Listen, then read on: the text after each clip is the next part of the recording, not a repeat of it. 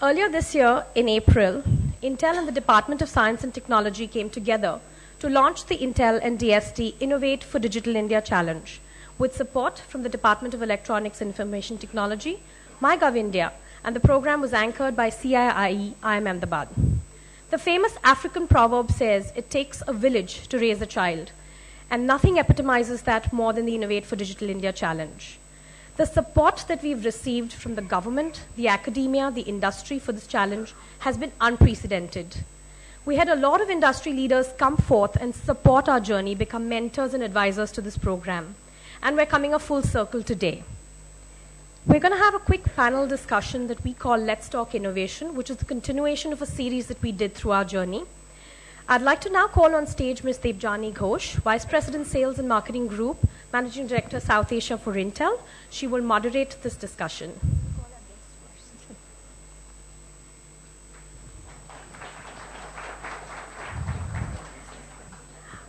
Our first panelist needs no introduction. He's a man who wears many hats. He's the former president of NASSCOM, and he's an innovation evangelist. He believes that imagine and innovate in India must be our new slogan. Ladies and gentlemen, please put your hands together for Mr. Kiran Karnik.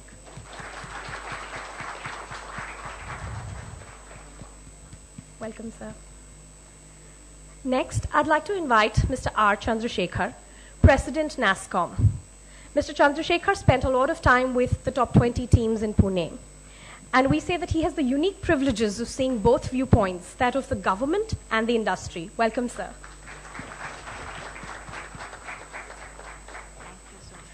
I'd now like to call on Dr. Dinesh Tyagi, CEO, CSC SPV. Dr. Tyagi is instrumental in creating a vast network of common service centers across India and helping bridge the digital divide in the country.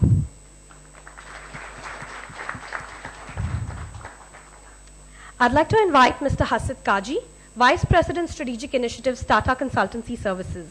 Hasit actually helped us kick off the Let's Talk Innovation series for the Innovate for Digital India Challenge. So we're really coming a full circle today. Welcome, sir. I'd now like to call on an entrepreneur par excellence and a man who believes that in life there is no plan B. Ladies and gentlemen, Mr. Vikas Jain, co-founder Micromax Informatics. And last but not the least, I'd like to call on Mr. Gaurav Dwivedi, CEO, MyGov India. Mr. Dwivedi has been instrumental in shaping this challenge and the journey of this challenge. Thank you, sir. Without further ado, over to you, Debjani. Thank you, thank you. It's not every day you get a panel like this. So thank you all for being here, and it's absolutely a pleasure and a privilege to be moderating this panel. Kiran, I'm just going to start with you, okay? The importance, everyone's talking about innovation, and everyone's talking about how important it is innovation for India. Can you put that in some context? Is Digital India going to be a reality without innovation? As I see it, you really can't have a true Digital India without innovation. Two reasons for that. One is the technology is changing very fast, and we need to do something very different in order to be able to be up there and different. More importantly to me, the context in India is so different. You can't take something done somewhere else and just transplant it here. It will be like an organ transplant, a reject. You need to modify, do something else. Often that innovation may be in just a business model.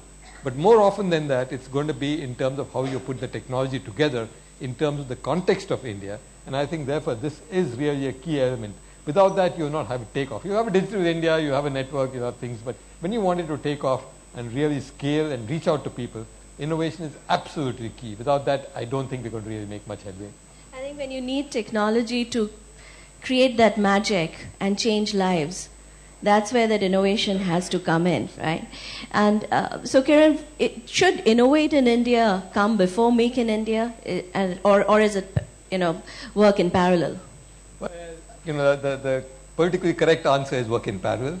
But the reason I don't think so is that I think, very frankly, and I hope many will disagree with me and prove me wrong too, but Make in India requires the kind of infrastructure, the kind of systems and processes for which we are not yet geared. We're getting there, but we are not there. And therefore, we can't be as efficient a producer as many competitors. But when it comes to innovating and imagining, we are way ahead, according to me. And I think, therefore, we got to imagine, innovate first. Maybe some things will be made somewhere else and come here. Ultimately, we will make in India. It's both a huge market and huge possibilities. But if you ask me what comes first, I would say the imagination and innovation. Absolutely. Mr. Chandrasekhar, you agree with that, your point of view? Well, certainly I agree that Make in India has a wholly different set of challenges, an order of magnitude more complex maybe, and innovation. Because in innovation we are much better placed with the kind of talent pool, the kind of young age profile, the kind of institutions that we have, the kind of presence that we have already established in IT, and the kind of linkages with other innovation hubs of the world like the Silicon Valley. But for Make in India, there are established players. Our competitive advantage has yet to be clearly identified in certain areas. Challenges which Kiran referred to, I think we are yet to see any clear path in terms of how they will be overcome, especially in areas relating to IT, which is electronics, which is characterized by high volume, high velocity, and low margins, and therefore particularly vulnerable to some of the fragilities in our ecosystem, which is high cost of finance, high cost of infrastructure or power, energy, the uncertainties in the logistics supply chain, the inefficiencies that exist, key infrastructure, ports, etc. Of course, as Kiran said, we are proceeding in the right direction, but I think unless some of these are really overcome, it's hard to imagine how quickly we can become competitive in an area where margins may be just a few percentage points. These disabilities in a size were estimated to be as much as a minimum of 8% to as much as 22%. That's huge. Yeah. If you are talking about a 2% margin, then you can't overcome that just by a call to do that. And therefore, when you look at where is our competitive advantage, that can only come when you mix some elements of innovation into this manufacturing goal, and then identify niche areas. But you'll again be faced with the question, even if you can innovate in India, why will the manufacturing still happen here? It can happen somewhere else.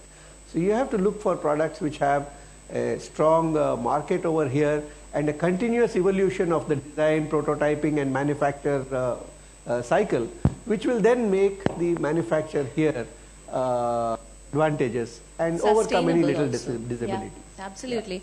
Yeah. Mr. Chandrasekhar, we all look upon you as the voice of the industry. So as in that capacity, a lot of the innovation today has to happen by these guys, the young makers that India has, who to date have been very busy innovating for the world. But now we have to figure out how do we get them inspired to innovate for India and solve India's challenges. What is the one thing you think that needs to change, specifically with respect to government, to enable people like them and many more people like them to focus on India? Yeah, I think the central goal has to be to innovate at scale. Innovate in areas where you can impact a very large number of people. We've seen already, we've had a taste of how this kind of innovation can change the country. We've seen how the mobile revolution has, impacted almost everybody in the country, and we've reached a subscriber base of almost 1 billion. We've seen how payment systems like the mobile wallets and so on, we've seen companies reaching 200 million in as little as 2 years. And again, I think as Kiran said, maybe there's no technology innovation here, there's only business innovation. But we are at the cusp of injecting technology innovation also as a piece. That's where a lot of these young people come in, of mixing technology innovation and business innovation to deliver a product which actually, or a service, which can impact, again, not just lakhs or millions of people, but hundreds of millions of people. When you are innovating at that scale, when you are bringing in solutions and devices or applications at that scale, then really to talk about innovating only for India, perhaps simply, the distinction is blurred. You can occasionally make a distinction between innovating and designing for markets which are at a different price point. And again, if you take areas like healthcare, education, financial inclusion services, then it's possible, and it's quite likely, in my opinion, that such innovation will come from India, because you have to have not only the capabilities, which we do have in abundance, but also the familiarity with the problem and the familiarity with the conditions. A lot of the innovation that has happened in the Western world is designed to solve the problems that they are facing. And therefore, simply bringing in those technologies and trying to adopt them here, I think is perhaps the wrong way of doing it. But starting from scratch is also the wrong way, because we don't have the luxury of time. How do you get that, adapt and build on that? Or how do you extend that? Or maybe occasionally, how do you strip that down and come to bare essentials? So, these are the questions. Can I have 90% of the functionality at 5% of the cost? These possibilities do exist. We know that, especially with disruptive technologies. So I think innovate at scale and create these kind of applications which can happen at scale has several advantages. Number one is that you can see the impact around you. I'm sure for all the youngsters, apart from the dream of making big money, the desire to make an impact is also a very strong driver. The second is, once this kind of impact is there, government resources also support it in the form of research, development, and other kinds of support, like we've seen a lot of state governments supporting incubators and so on. So that kind of backing also comes in. And when you are looking at this kind of scale, venture capital in any case does come in. So a lot of other things just pour in. But a critical piece there is, I think, the role of government in enabling all of this to happen. And there are two sides. One is, what can government do to help the supply side, whether it is in terms of facilitating. I wouldn't necessarily talk about government investing, but how does government facilitate investors? There's enough capital of the kind needed, which is available, but can we facilitate that? Can we ensure that it is either taxed appropriately? It's not taxed in a unreasonable or an irrational way. It's taxed in a manner which is competitive vis-a-vis other global locations. A lot of things like that which the government can do to facilitate this sector. How do you make compliance easy for starting, for operating, for closing, given that closure is also a part of life in this sector? So all of these supply side issues of the supply side of innovation, the government has a big role to play. Even IP as another example. Apart from the supply side issues, there are demand side issues also in which the government has a big role, and I'm not talking only about the government as a direct consumer, and I'm sure we'll hear from Dinesh on some of that as well. But on the demand side outside of the government, in addition to government's own consumption, there are a lot of things which government needs to do. The regulatory atmosphere, for example, we've seen the kind of issues which are faced in e-commerce. We've seen the kind of issues which are faced in banking and financial inclusion. All of these are regulatory road blocks or speed bumps. And again there, unless there is a mechanism to continuously see where is the march to digital India driven by all of this innovation and private sector, where is it getting choked because of these kind of impediments? I think if these two things are done, it will have a huge impact on the pace of adoption. So steer the investments in the right direction, right? And ease of doing business. Yeah. Continue to improve. Gaurav, you agree with that in terms of what are the key things the government needs to do first? And then second, from your perspective, does industry have its act together with respect to promoting innovation in this country? And what needs to change? I think the most important thing, to just supplement what Sir has said, is to create an environment where people feel comfortable with the idea of taking a risk and innovating. It's always quite simple to carry on with the way that the things are going on and not venture forth. But the way that we came together in this particular challenge, where we had the government, we had the academics, we had the incubator, we had the private sector, and not only Intel as one of the partners here, but all the individual people who spared time and effort out of their very, very busy schedules to mentor these people, to talk to them, to guide them. This is something that should not remain as only a one-off kind of a initiative. This is something that needs to be taken up on a continuous basis, and the base needs to be widened very substantially. So when it comes to providing the supply side, yes, these are the things which would help there, but on the demand side also, if every single ministry in the government of India or the state governments decides to identify these innovative ideas and then take them to a logical conclusion, addressing both the supply and the demand side. I mean, why don't we have a competition for education-related initiatives separately, another one for health, another one for, say, welfare of physically challenged people, there's another one for even the infrastructural gaps that we face, the deficits that we have today. Is it necessary to go with the same model that the US did 100 years back or 200 years back and what China did 20 years back? Do we need to address those infrastructural challenges in the same way, or is there any other disruptive idea which can actually provide that same level of infrastructural support at a much lower cost or using modern technology? Let's look at all of those things. So not making it a one-off effort, but taking it up in every sector that we are working in, and the private sector, the government, the academia, the incubators, all of them coming together to pick up bunches of ideas and then support them till the time that they actually reach fruition. So partnerships, right? It's the coalition of the willing. Absolutely. Industry has to come together and make that And change it has to happen. be a critical mass. Yeah. Without that critical mass coming together with ideas, with money, with support, with encouragement, the environment, all of it comes together, we'll see the innovation flower. If it doesn't come together, if one of these elements is missing, we'll be nowhere. Absolutely, and I think I'm so thrilled, Stelling sounds really thrilled that he, as NASSCOM, is involved in this, because we've now created a framework. And, no better than an industry forum like NASSCOM to take this and bring all of industry in, right? So, absolutely, that scale is so critical. Asit, as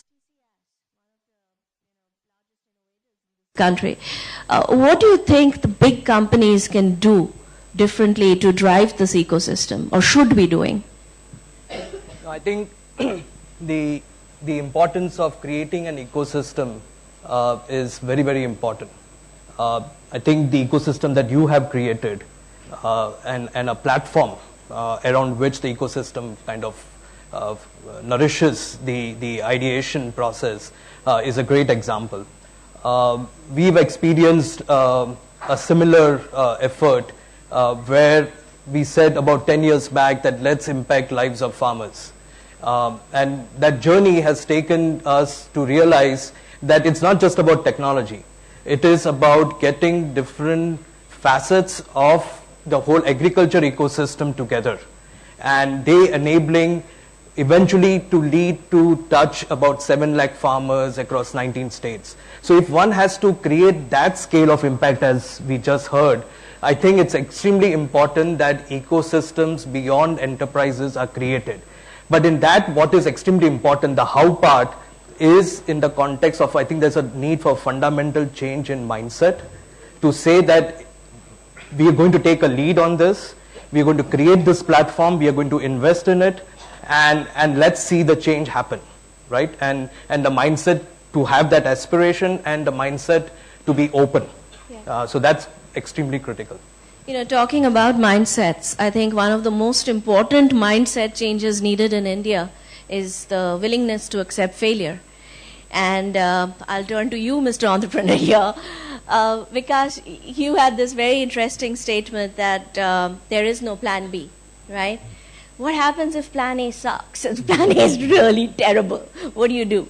So I think as we embark on this journey called entrepreneur, it's very important to stitch your plan A very well. I mean, you could take time towards stitching the plan A, but the availability of options always at the back of the mind sometimes do not allow you to give 100%. So when I say there is no plan B, the whole perspective on that is the fact that this is what I have to achieve, and then I should have a plan B in terms of how to achieve this, rather than a plan B towards the approach itself. So I think if we remain committed, we should take time to really decide what we want to do. And if we remain committed, there are going to be multiple paths to achieve that. But the non-availability of any option actually allows us to reach the target rather than think about options and end up just nowhere.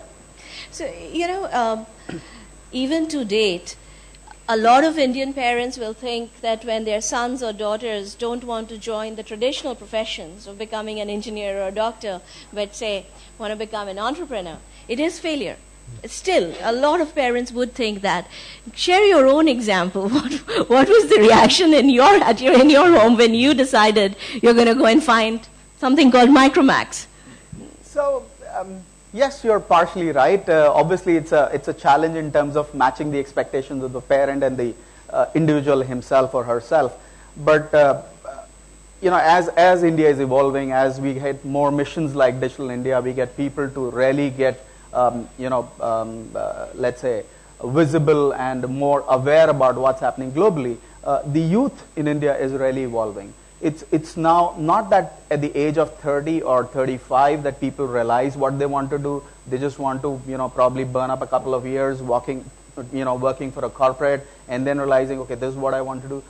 The amount of young Indians who are taking a bet being entrepreneur today and are running towards a success, and you have tons and tons of examples, Snapdeal being a complete local stalwart, and I'm really proud of what Kunal is doing. I think as parents now, parents are also taking backstage. They're taking a step back, and they're willing to bet on the youth. They're willing to bet on their prodigies, or they're willing to bet on the children, and actually allowing them to achieve. And the whole mindset, it's all that very primitive Indian mindset about having a settled family at the age of 25, which actually provoked you to work for a corporate, get a.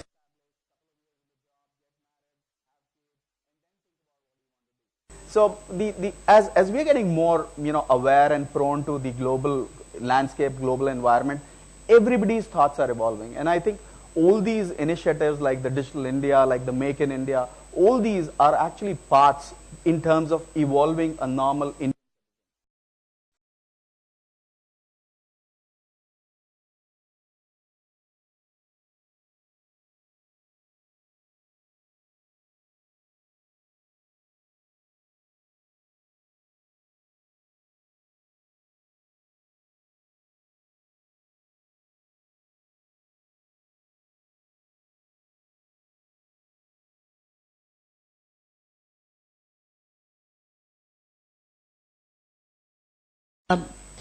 A momentum in India. See, the innovation at the grassroots level, at the that level, has many more challenges compared to those in cities like Bangalore or Gurgaon, because the infrastructure availability. So one of the key one of the essence for creating that process in the grassroots level, of course the ideation will come. Of course ideation will emerge from the grassroots. There are significant changes which you can do as people, those innovators as rural India can actually think little differently as compared to not a disruptive matter but also a destructive matter of why do they can actually now start questioning the behind for what the government does and how does it does. Today fortunately is an environment existing where the government is also willing to relook at it. For example, I can share a few of them. Why do you open an account or a bank and fill up a 3-page form and find 3 places? And somebody has to apply his mind saying, what is the need for opening a 3-page application for opening an account? Does not make any sense. KYC is identification of a person, you give a thumb impression, an account should be opened. That is disruptive technology. So all the big people, big industries who are involved in enabling the financial institutions, banking or insurance or for the pension, should also help them in trying creating disruptive process. Destructive process, not disruptive. Why do we have a Khotian and Khasra as a land record? Where one has to apply his mind and saying, is that the only way to give you title of land or enable you to get a right on land? Or is there a different way of looking at things? Education and health or others. Can we also try and build something like Khan Academy has done in various languages, regional languages? That is destructive innovation. Or we only do what is being done through the Sarv Shiksha Abhiyan of making a school, building, putting computers and trying to do. That is not innovation. Rural India have young entrepreneurs who try and think differently. Their lives are difficult. 70% of the people in rural India have very difficult. Grassroots innovation will enable you to help in identification of areas which simplify life of people and largely dealing with government institutions. Today, the scope and the environment is phenomenal. There's enormous excitement in the government. Digital India is one framework which has been launched, which enable you to try and now encash on that opportunity. I don't think this opportunity will ever come which exists for people at the grassroots level. And you need to once ideate that, try and questions the bona fides of why people are doing it. The insurance policy delivery should not take 3 months in a post office. Why should you get a policy? Why can't instantly a policy document be given to you? You need to question everything of what happened. See, that process is the extension program done to a village level worker, VLW, is the best way to do agri extension, or is the new way of doing an agri extension? Is there a way of trying and treating animals or creating a teleconsultation process for animal treatment through a technology framework? Technology and doing all part of the exist. One of the things which I will to share that, see, what actually will happen is today you have technology and framework existing all over, but we need to assimilate that in part of our culture and also try and let the government do it. Can we also not do cash on delivery for government services? If they can be done for product, why not for services? But that will simplify life for people, because you can sit in your house and get anything which you want. Land record, ration card, election card. Why do you want to go to a government? But I think the focus of the government is largely creating air-conditioned room or better technology, computers, and putting a private pattern, not trying and enabling the simplification of life for people in the manner it should be done. That is what ideation, that is what innovation. Innovation, in my view, at the grassroots should emanate from the fact of destructive innovation and not on disruptive innovation. And which is what, then of course you have to try and work out some business model which sustains of its own without government support. Government will only support to some extent, but if you can do something without government support, that's a great thing which can happen. Today, fortunately, you can design, develop, and also innovate in a manner where your dependency on government is very minimal. The environment government will provide, but don't depend on the large-scale support system, financial support system for government for trying, helping ideation, creating commercial value for you.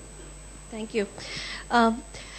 Kiran, this is an interesting theme coming out, right, which is about change in mindsets. Vikas talked about failure, accepting failure, trying new things out. Mr. Tyagi mentioned a very interesting comment, which he said we have to question something which is not something we usually are very good at, as that's not what we are taught to do.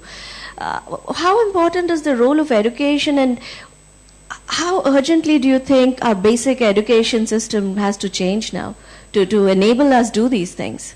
I think that's critical when we look at the long run, in particular innovation and creating an innovative society. Innovators who do brilliant things, but a society. I think that's levels of education. And to me, one of the key things, and in a way you've said this, as I always summarized it, that if there's a one-line summary to be made, is that we keep teaching people how to answer questions. We should also teach them how to question the answers, because innovation is ultimately about questioning the standard answer, saying why this, why not something else, whether it's disruptive or destructive, as you were just saying. I think that's critical.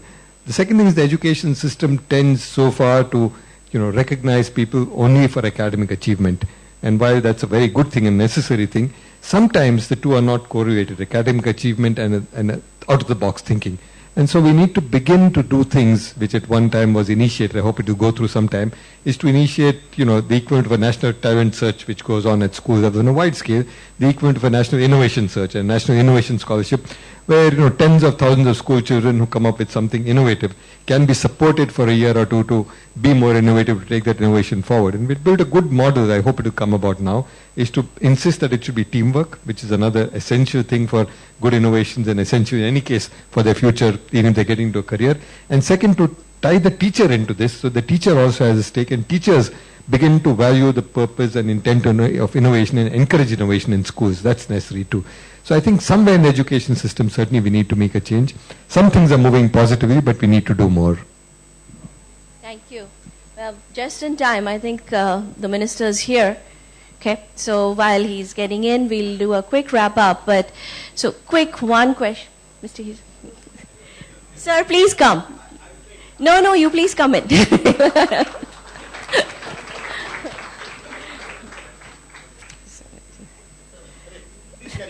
Yes, we are just wrapping up. We are all ready for you. So, a very warm welcome to Mr. Ravi Shankar Prasad, our IT Minister. Thank you so much for taking the time to come here. So, as we wrap up, a quick question.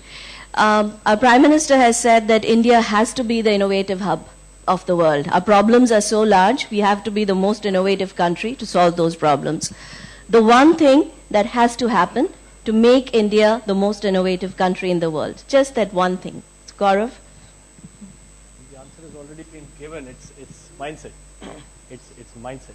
Nothing. Mindset, therefore, I guess education. Unless education systems change, mindset won't change. Not just the mindset in the educational sense, but I think mindsets across the entire spectrum of society. Within the government also, to see what the, I mean, as Tyagi sir was saying about the procedures and processes, why they are so. Yeah. Why can't we change them? Within families, as Vikas was saying, why we should not allow our kids to go forward in that direction? Within academics, why we are teaching what we are teaching, why do we not change it? Why do we not evaluate in terms of evaluation in like a national innovation?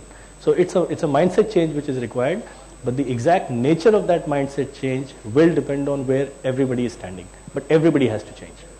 Brilliant. Asit? Yeah, I think, so I'll talk of an opportune moment now. And that is that today we have 98 cities submitting their smart city development plan. What if, say, 4 or 5 of them propose a greenfield development of a startup zone, okay, where the entire infrastructure is available to foster the startups, which means the whole innovation is embedded into that ecosystem. I think we can make a big difference. Brilliant. Mr. Kanik? No, I think it's a very good suggestion, and I concur completely. And I want to narrow down the suggestion just made about change in mindset and say, if there's one specific thing that we should look at to encourage innovation, we've got a lot of innovative people. They're bubbling with ideas, coming up with things. And I think one thing holding them back is that our laws and regulations tend to be way behind technology. And the learning in many of the technologies where we've been successful is that don't bring in regulation too early. Regulation is necessary, has to come, but hold it off for a while. Let different kinds of things flower. It's like standards. If you set a standard too early, it won't work. So let different things come. And therefore, I would say that if there's one thing that we need to do to encourage innovation and to drive Digital India forward in a big way, it is to hold back regulation till such a time as we have a wider option of things and see what works best, and then slowly bring it in. So not a regulate first or regulate in the past, but an opening up. We have seen that, for example, in financial services, where there are good things, but regulation has held back something. I think an opening up would be good. Excellent. Chandrasekhar?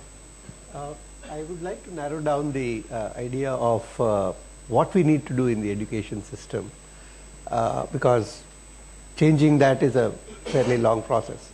But if we can ensure that at all elements in the education ecosystem value innovation and encourage it, whether it is the teachers or the students, and you don't discourage questioning, you encourage it, again, even for the same reasons. Exactly. Yeah.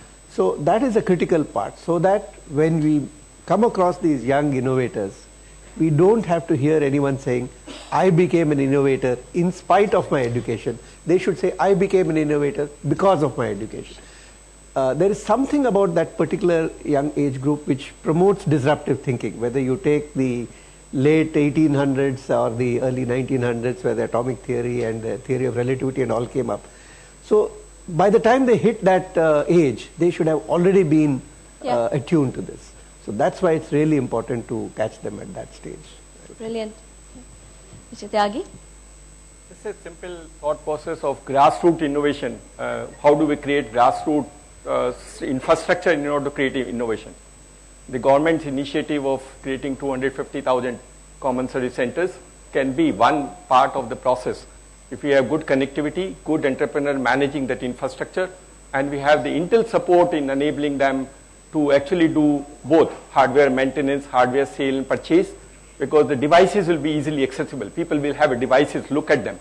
250,000 centers across the country are working similar to what Nadu Place does. Assembling a unit and selling to people with connectivity framework can actually become a hub for innovation in rural India. Brilliant.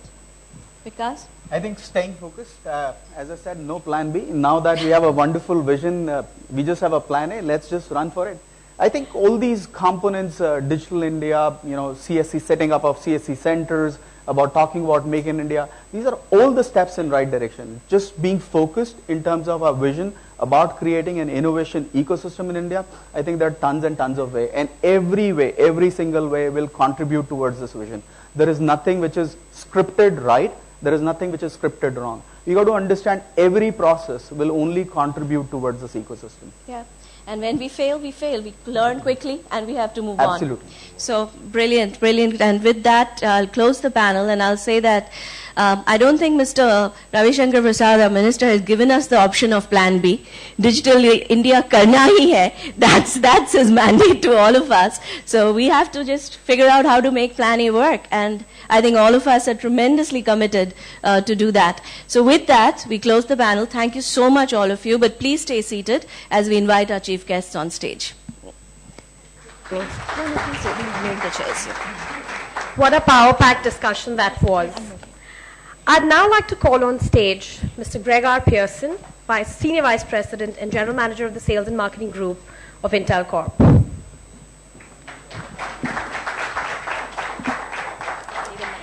think I'm good. Okay. As long as this one works or this one works. Please. It is our proud privilege to welcome Sri Ravi Shankar Prasad, Honorable Minister for Communications and Information Technology. Sir, sometime back you had said that innovation in developing low-cost technologies will help take digital India to every citizen.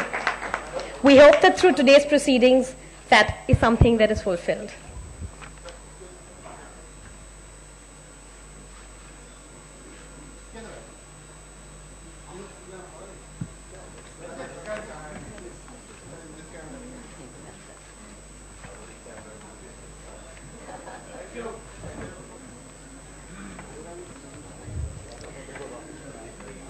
Intel is and will continue to be very committed to the realization of the Digital India vision.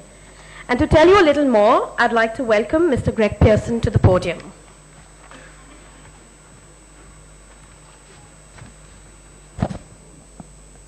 Well, good morning, everyone. I'm extremely humbled and excited to be here today.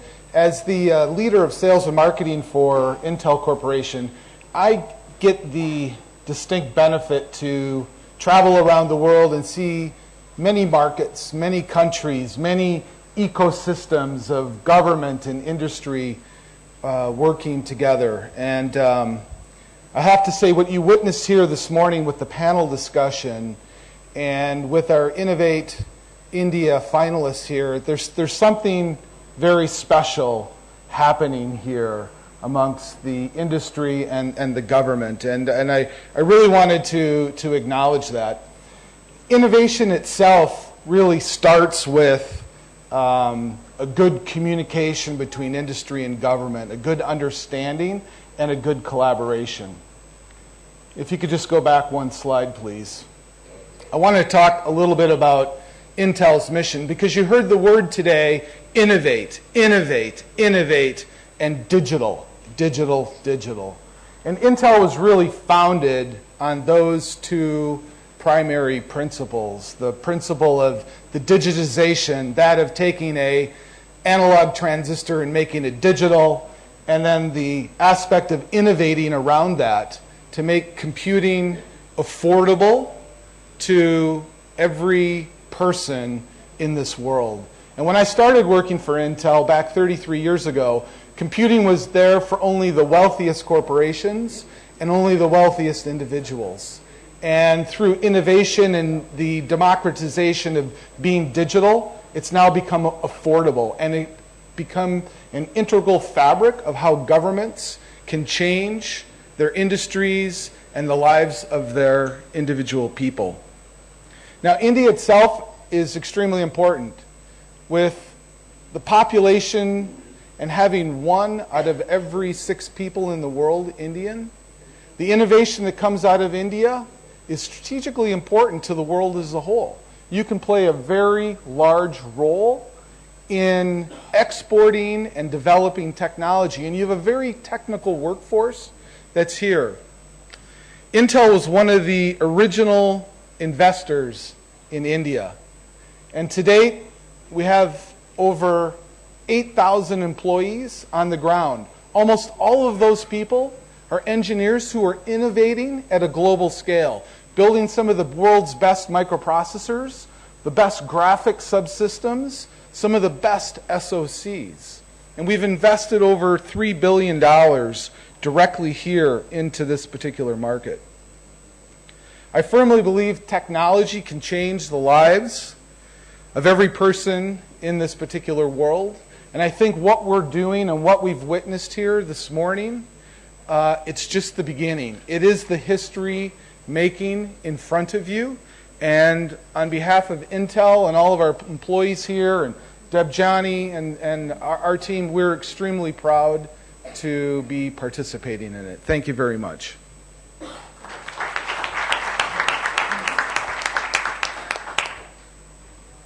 Thank you, Greg. I'd now like to invite Ms. Ghosh back to the podium to tell you a little bit more about our Innovate for Digital India journey. Thank you. And once again, thank you everyone for taking the time to come here, especially the Minister, respected Minister, and all our guests. Thank you very much. Innovate for Digital India was conceived around December of last year, when a few of us, Department of Science and Technology, MyGov, Gaurav especially, and Intel sat down to talk about this problem exactly. We have the best minds in the world, undoubtedly. There's no doubt about that the talent in India is by far the best that exists anywhere. But why is it that this talent is not applying itself to solve some of the problems which will make Digital India a reality? And one of the biggest obstacles right now that we see is the relevance that technology has in the real India, which is the rural India. And that was the thing that we were all debating about, is how come we have the best minds and we are still not able to come up with solutions that will address this problem? And what do we have to do differently? And MyGov as a platform was at that time running a lot of these citizen interactive sessions, and we said, what if we involved all the makers? What if we create a platform that invites every single maker in India to come in, participate, not just with an idea, but be a part of a journey that will transfer that idea into a solution. So the end product is a complete solution that they create, they test, and we have it ready for market. And I have to say, right from the time we started thinking about this till now, it's been a fabulous partnership. MyGov has front-ended this entire initiative, and the single reason why we reached out to so many people and received over 1,900 entries. Now keep in mind, this was not a contest where you give an idea and you win. This was a competition or a challenge where you had to build a real solution and you had to be a tech maker. So we used to joke that we would be happy with 200 entries, and we ended up with 1,900 plus really good entries.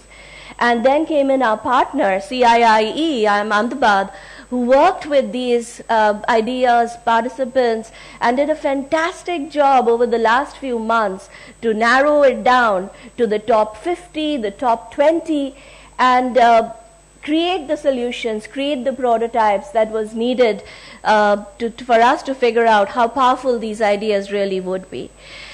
Department of Science and Technology, we so could not have done this without them. In fact, I remember our first meeting with Department of Science and Technology, where they heard about this and they said, you know what, not only are we in, but we are going to fund this with you. We are going to provide equity funding to the top 3 projects so that these ideas can actually go to market. So it's been as I keep saying, it's been a coalition of the willing. It was a common objective. It was a common problem that we all cared deeply about, and we knew it was critical for us to figure out a way to solve this problem, or at least find an approach to solving this problem. And the government, the industry, all got together to make it happen. But I'm going to pause here, and I'm going to request the key person in DST, in Department of Science and Technology, Mr. Mittal, to say a few words. He couldn't be here, but he's recorded a video for us because he's been one of the key champions of this initiative. So let's roll the video. The governments and people world over are looking at innovative solutions, new technologies to address the problems of the common man. And Government of India is no exception. The Government of India partnered with Intel to launch the Intel DST Innovate for Digital India Challenge in the year 2015.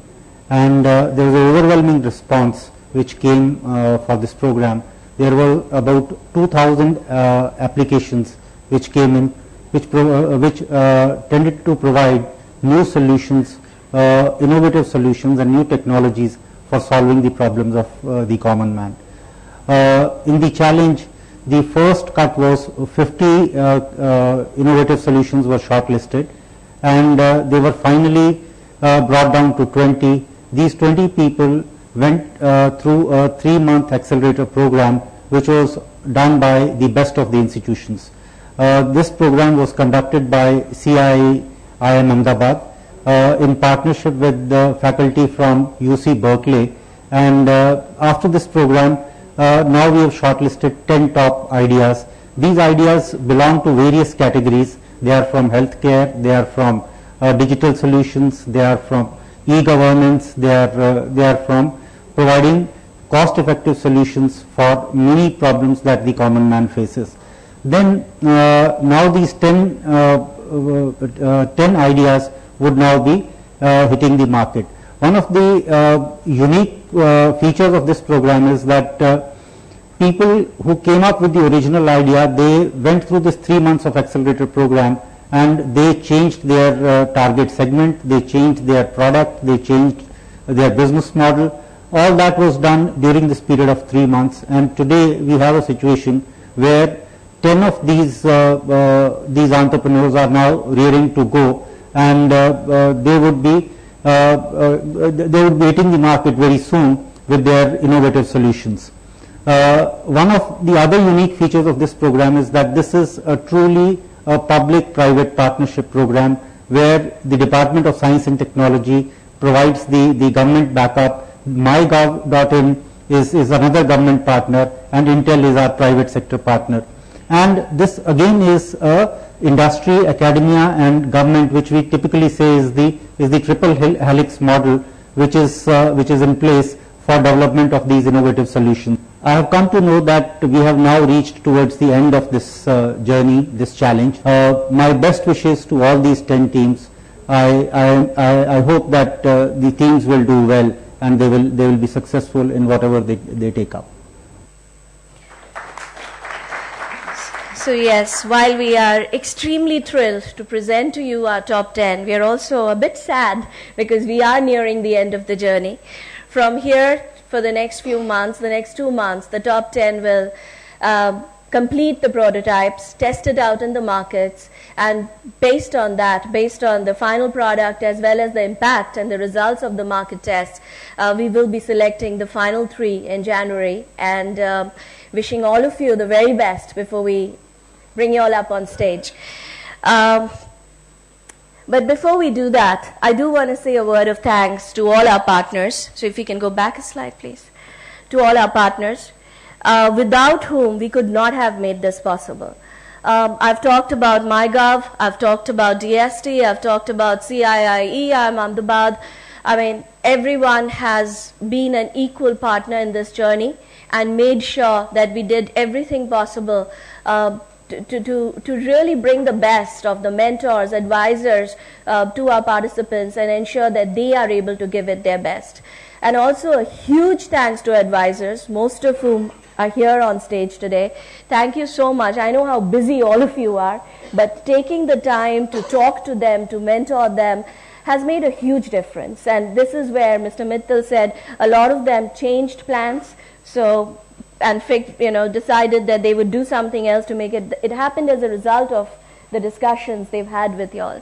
So thank you very much. And now it is a tremendous pleasure to introduce you to the top 10 of the Intel and DST Innovate for Digital India Challenge. So I would request Mr. Minister, respected Minister, and Greg to please come up and hand over the certificates to them, as we call them. Thank you, Dipjani. The great John F. Kennedy once said, "One person can make a difference and everyone must try." Today, we're here to salute that very spirit. Ladies and gentlemen, please put your hands together for the top 10 of the Intel DST Innovate for Digital India Challenge. We'll start with the first team, Team 4SL Box. They're a portable solar-powered learning ecosystem that creates digital classrooms anywhere without the need for buildings.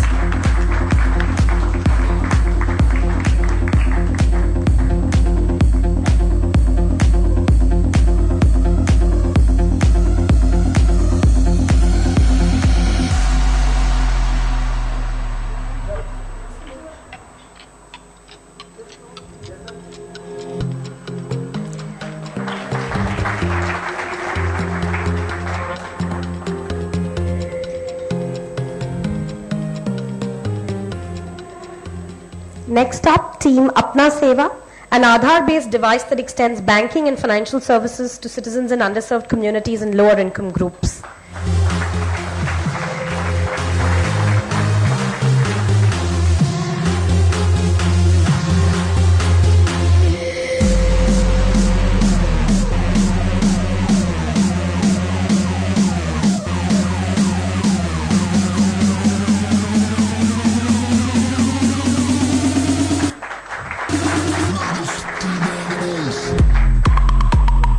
Next up, Team Air Paper, a solution that leverages unused FM broadcasting spectrum to deliver digital content in the form of text and visual to citizens across the country.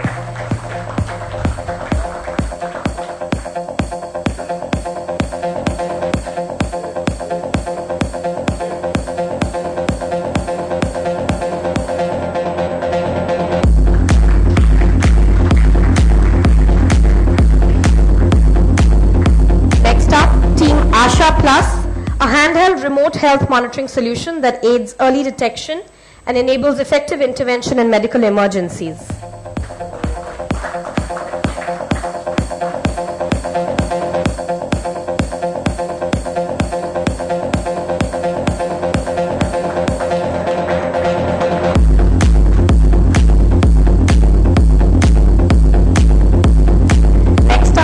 AuraSure, a cloud-connected mobile and web integrated system that predicts and monitors environmental parameters.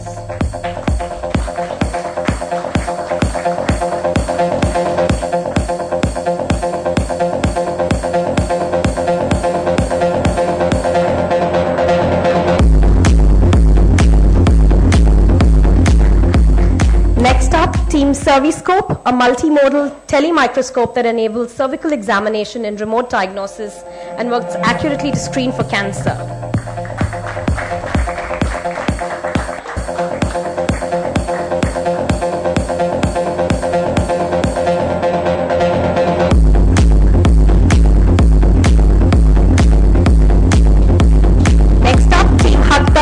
A mobile technology platform that helps citizens avail benefits of government and private schemes.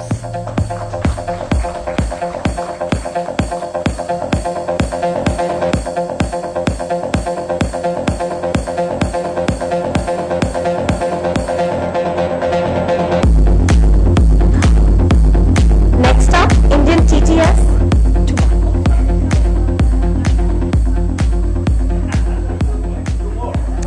Next up, Team Indian TTS, a text-to-speech system for Indian languages with a strong emphasis on the rhythm and prosody of speech very close to natural enunciation.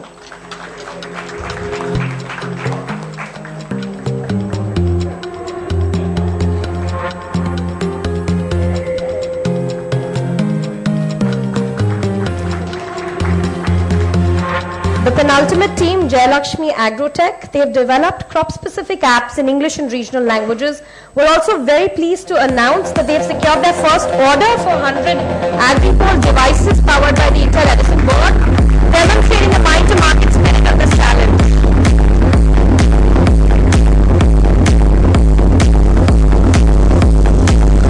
And last but not the least, Team TJ, an IoT-based wearable platform that enables remote monitoring of epileptics and accurate diagnosis and intervention.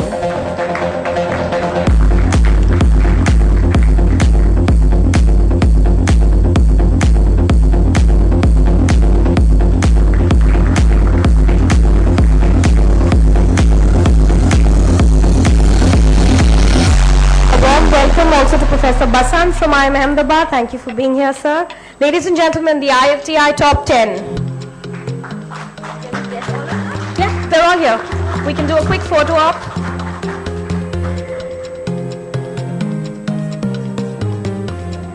Professor Basant, can you please join us on stage, sir?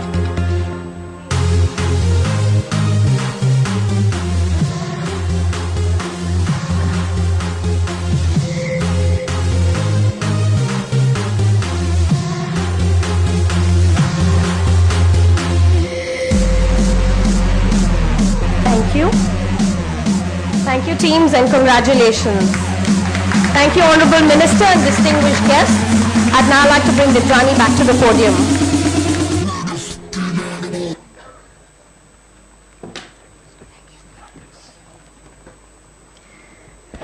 Come on, guys, you can give them a round of applause.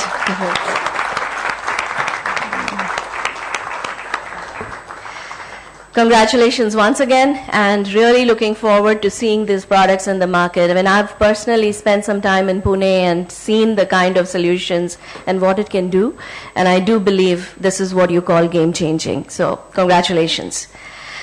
Talking about Digital India, the good thing about Digital India is it's never enough. Whatever you do, there's always something more to do, and there's always something more that you want to go and figure out how to address, how to solve. It's just such an interesting challenge that has been given to us, the tech industry, and for companies like Intel, it really keeps us on our toes trying to think through what more, what next, and what kind of a difference can it make. We started off the Digital India journey with focus on something that was very close to our heart, skill development. So we started the National Digital Literacy Mission way back in 2012, which now within Intel we have trained over 80 lakh citizens through all these training initiatives, and we continue to work with the government to scale this even further. Then came the need to start fostering and creating a culture of innovation. So we joined hands with DATI, with DST, MyGov to start the Intel India Innovate for Digital India Challenge. Extremely thrilled with the journey, results, and thank you all once again for the tremendous support you have given through this journey. And continue giving that support to these finalists as they now embark on the real journey of their lives. As we were working on these initiatives, the one thing that was very clear that for Digital India to be a success, you have to figure out how to effectively digitize rural India. And it is not just about putting the hardware there or putting the broadband connectivity there. Those are absolutely important, but you need a little bit of a different approach. You need a 360 approach where you bring all these things together, the solution piece, the training piece, the hardware, the connectivity, and you customize it so that the entire solution becomes simplified, extremely simplified, and easy to use and relevant for these users. It has to solve real-life problems. The day a farmer can use the technology and start earning 100 rupees more, he will see the relevance in the technology. Until that happens, the technology will not be relevant for him. And if the technology is not relevant for him or for her, they will not be using it.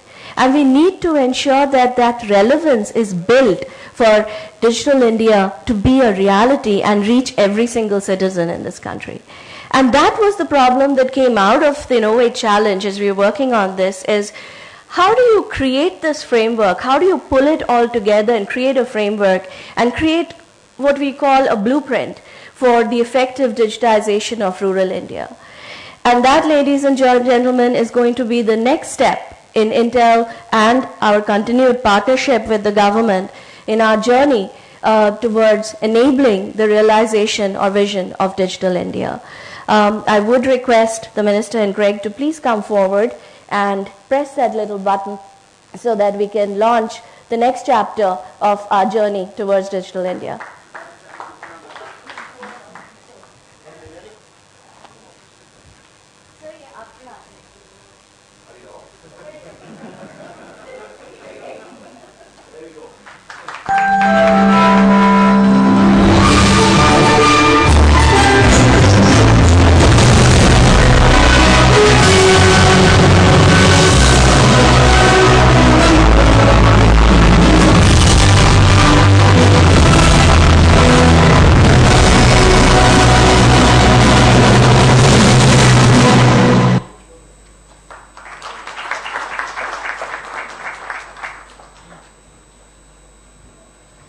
एक कदम उन्नति की ओर. That is the vision, that is the journey that we are now going to be embarking on with, again, the full support and partnership of MyGov, CSC, and just the blessing of the Minister to ensure that this goes the right way and we can create the maximum impact possible in this journey. What this initiative is aimed at is working with state governments and working with the CSC team to go to the last mile where the CSCs are and work with the local administrators, the panchayat level at the last mile, and of course our range of partners to figure out how do we bring together all these different pieces, the hardware piece, the connectivity piece, the software solution, and most important is the innovation, the customization that has to happen there, the training piece, and create that solution which will really make a difference to the lives of the citizens in that locality. They may be farmers, they may be fishermen, they may be traders. So that level of last mile customization becomes extremely important. And then the most important, how do you go back and see what difference it has made? The assessment piece.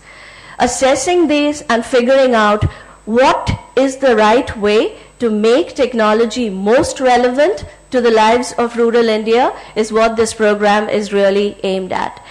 We will be working with up to 10 state governments to create these centers with CSC and figuring out a model that can be scaled with the blueprint that's created. What we are looking at is states that are progressive towards are really executing towards the vision of Digital India and are putting a lot of focus on development of rural India. Those are the states that we would like to partner with. And for those of you who know a little bit of Intel, you know we always act first and then we speak. So I'm extremely proud to say that the first state that we have already signed up partnership with is the state of Telangana, and the first Unnati Kendra, as we call it, is already has been actioned. It's in a remote area called Mehboob Nagar, around 48 kilometers from Hyderabad. And it is we started the initiative a few weeks back. It is actually run by a woman, Vanga Nageshwari, a very, very enterprising woman who runs that center, the CSC, and she has already trained up to 800 citizens in just 1 week. And here, you once had said that when we had asked you what is Digital India, you had said Digital India is an India where every woman sitting in rural India will know how to use technology to earn a living and live with dignity. That sentence has never left my mind. That sentence had made a very deep impression on me, and that's the India I want. That's the India I think we all want. And I'm very proud that the first center we started off is actually run by a woman, and it is doing exactly that. So yes, these are small steps, but I think these steps are in the right direction. And our request to every industry partner is come join us. Come join us and let's scale this model to thousands, more than that, because India needs many more of these, and let's make this change happen. So So with that, I would really like to invite Mr. Ravi Shankar Prasad to please come and say a few words and provide us again with the right direction so that we make this journey to a very successful one. Thank you.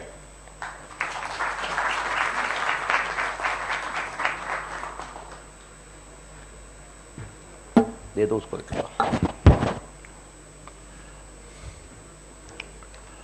Devyani, Mr. Craig, Mr. Chandrasekhar, Kiran Karnik, other officers on the podium, ladies and gentlemen.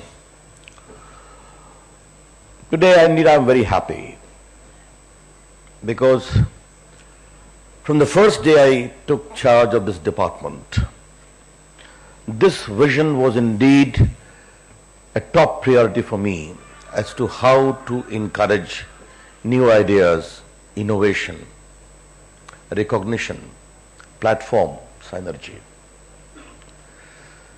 I have seen India from my student days when I became an activist. Indians are by nature innovators, frugal innovators, if I can use that expression. What we call in hinterland jugaad technology. And with my keen sense of observation right from my public activist days, I have seen how people are innovating. I was amazed to find when Mansukh Bhai Patel, a Gujarati farmer, devised a new product for picking cotton in Gujarat, which was going manually with a lot of involvement of child labor. And he was internationally recognized. Back home in my state, because of flood, one farmer, I was told all is in public domain, he was finding it difficult to cross the river, Muhammad Saidullah. He locked himself one day and came with an amphibious bicycle by which he could cross the river. He has been internationally toasted. And the most recent is one Imran Khan, the PM talked about in London. I was amazed myself, I didn't know about him. Nor did the Indians know about him. Nor Devyani, you knew about him. I immediately asked my BSL people to approach him in Alwar and ensure I talked to him this morning itself. Go and give him a bouquet. And because it was my very stern orders, they located him in a village adjacent to Alwar. He was a teacher of mathematics in a Sanskrit high school. And then I talked to him, I congratulated him that the PM has taken your name. Yes, I was sleeping, and after 2 o'clock, I have not been able to sleep. I am flooded. I'm like, what do? I have created 30 apps which are being used by 3 million students, all in Hindi, in various subjects. I said, I'm very proud of you. I told BSNL, please consider giving him free internet access that they have decided. I called my journalist friends. This story does not have much meat for you, but this story is greatly inspirational. Please do it. And I'm happy that my journalist friend did a very good story and it became a good toast of India. That is India. And the reason as to why I'm happy today, Devyani, is that you are leveraging that India with a synergy at the governmental level and at the higher technological level. I always believe the basic innovators' spirit of Indians has to be properly recognized. I was just telling Mr. Chandrasekhar that few months ago I was asked to go to Hyderabad. A lot of preoccupations are there. I was reluctant, but I was told I need to go. Please see what is happening in India. Tech Bharti. I was amazed to find 2 young professionals who were RSS Pracharaks earlier in Jamaica and in the USA, good technology, IITians from India, earned good money, came back, established their good shop in Hyderabad, but they thought we need to do something for the society. There were 5,000 people there and about 10-15 innovations I saw. I was amazed. Where were you? I'm sorry, I would have been the biggest loser had I not come. How we link up these innovators, give them a proper space. And today, the ecosystem of India is indeed bubbling with energy to tap this talent. With 980 million mobile phones, the total mobile phones have become 1 billion plus. with 930 million Aadhaar card, digital identity of Indians available at a click of a button. When my internet service provider said that India's internet penetration connectivity is going to touch almost 400 million by the year end, we may surpass USA. I said, truly remarkable. And last 1 year has seen 26% increase. Electronic manufacturing I am pushing in a very big way after I became a minister of this department. Today I am happy to tell you that before I became minister, the total investment was 11,000 crores. Today, Chandrasekhar, you will be happy to know that it is 1,17,000 crore investment proposals have come, out of which 90,000 crores we have approved. That's how India is changing. Therefore, this great energy has to be properly synchronized. What I am doing, Tyagi is sitting here, common service centers. Whenever I become minister of any department, I pick up certain priorities. And I decided that common service center will be an important element of that. We have got 1,26,000, mostly in rural areas. We are going to double it. Tyagi, double it? Mr. Tyagi, we are going to double it now? Huh? Yes. I have got about 1,25,000 rural post offices in India. I have decided all of them will also be converted at common service centers. Because these rural outfits are doing a great job. On the Digital India Inauguration Day, I insisted that 2 ladies running common service centers must be awarded. One of them, Ambikapur Devyani, had taught 1,000 daughters of laborers in computer literacy. The same in Jharkhand. That's how we have to work together. And this frugal innovation, along with recognition and support, is surely going to turn India. A lot of young people are doing great job. Therefore, many policy initiatives we have taken already. I just wanted to tell you, there is an Atal Innovation Mission has been launched. Electronic Development Fund is there, where the Government of India will participate with a proper venture capital in place, funding platform in place. Then we have got technology incubation and development of entrepreneurs centers running at 27 premier academic centers of excellence in India. And then we have National Center for Flexible Electronics being set up at IIT Kanpur. And to create good human resource, we are giving incentives for 1,200 PhD degrees in the field of electronics and IT in various institutions of India, so that good human resource can be created. Today, I have decided, seeing this program, that in my department of IT, a separate portal shall be created dedicated to the innovators of India. This I have decided. And anyone who innovates can put his innovation on that portal, and my department will follow it, will reach them in the event they are worthy of that. They will be given all the support, and my officers present here need to note, I will personally monitor all the entries which must be brought to my notice as to what are they doing, what help they need. It will be a separate portal in the Department of IT, and please see to it, it is widely publicized, including in the newspapers and other places, that any innovator who wants to share his innovation at the governmental level, this portal is available. This portal must be properly followed. Now, Digital India, I have spoken enough about it.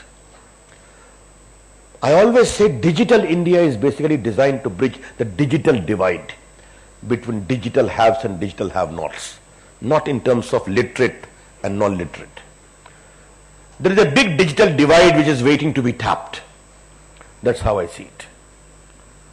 Devyan, you may recall where we partnered with you, I had set a benchmark for my department that for me, digital literacy and digital training means the lowliest of the lowly, digitally trained, trying to establish common service centers.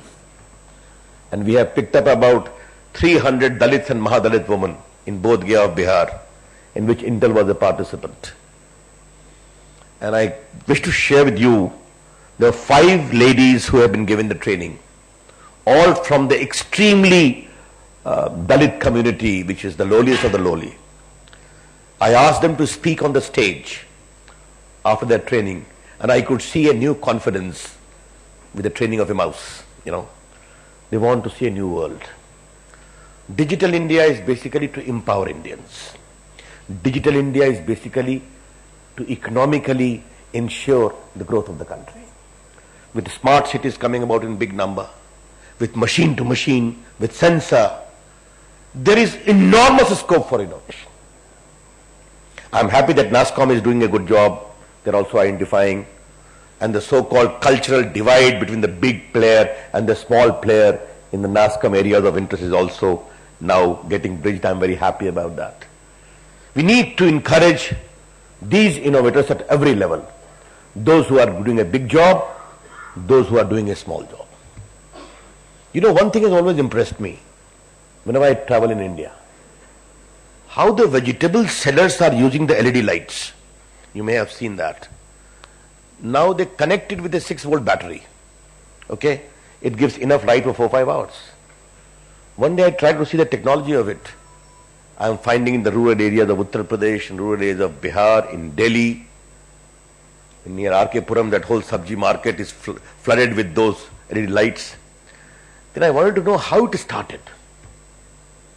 No one says, but one thing all of them agree about is, few vegetable sellers in rural India, either in Uttar Pradesh or in Bihar close to Nepal border, used to get LED lights made in China earlier. How to use it? Then someone came with a 6-volt battery, and then it started and it spread like wildfire. That is India. That is what I call Jugaad technology. How we can, this frugal technology can be embellished with the real power of technology which India is waiting for. I am very happy that you all are doing that. Let me in conclusion say how we are changing India by the power of technology. We decided we shall use technology for grant of subsidy in case of cooking gas. Today we are transferring 14 crore people directly cash transfer. A chief minister of a state told me that he introduced Aadhaar digital identity for grant of old age pension. He ended up saving 2,000 crore because all the ghost claimants completely vanished. In the case of Jan Dhan Yojana, we could open up nearly 19 crore bank accounts in a space of 5 to 6 months. And they ended up depositing 20,000 crore plus. What is important is, people need to know the power of technology. Once they know the power of technology, one day I saw my old driver, not tech savvy. I was at times, occasionally I go to my private car also to visit places apart from my official car. I found him opening his smartphone and going for the Google map to reach a particular place. I was looking at him. मैंने कहा तुमने ये कहाँ से सीखा है? He is from Nepal. कहा साहब जी दोस्त ने बताया कि इस ऐप को अपने स्मार्टफोन में रख लो तो तुमको रास्ता घूमने में सुविधा होगी. I was amazed. I pat him in the back. Keep it up. That's India, how India is changing. And I'm indeed very happy that today Devyani Intel has recognized that worth, but it should not be a 10 or 15 recognition only. I would appreciate if it goes into 100. I am very sure there are thousands in India who are waiting to be tapped. Imran Khan was recognized when PM spoke. Why we could not know him? Why you could not know him? Why NASSCOM could not identify him? I am not decrying anyone. I am only saying the challenge, the opportunity, and the area we need to grow. Thanks a lot. My warm greetings to all of you.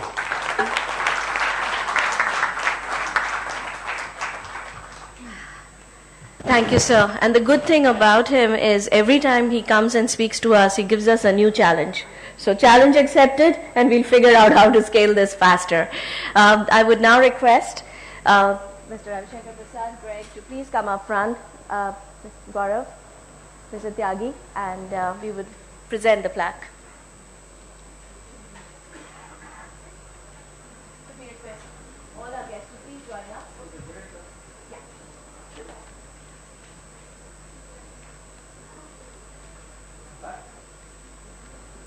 Official launch. Okay. एक कदम और सब मिलके बढ़ाएंगे तो ज्यादा हो जाएगा. Ladies and gentlemen, here we are taking ek kadam unnati ki aur.